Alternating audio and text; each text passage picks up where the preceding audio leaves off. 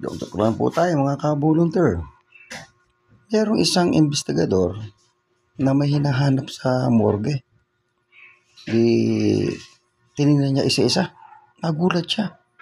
Yung una, pangalawa, pangatlong nakita niya, mga nakangiti, napatay.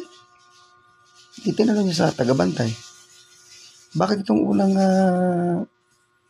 nandito sa unahan nakangiti yung patay? Sumagot yung embalsamador.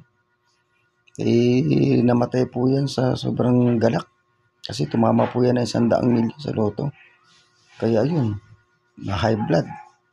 Kaya namatay. Ganun ba? Yung ikalawa, bakit nakangiti rin? Yan naman po kasi, namatay yan sa pagkikipagtalik sa dating pinakamaganda sa kanilang lugar. Namatay sa sobrang sarap. O yung pangatlo, bakit nakangiti rin? Ayan po kasi namatay sa bukid, tinamaan ng kidlat. Anong kinalaman sa pagkatama sa akala niya po kasi kukulay siya ng litrato. Ayun, namatay siya sa tama ng kidlat. Joke lang po, joke lang.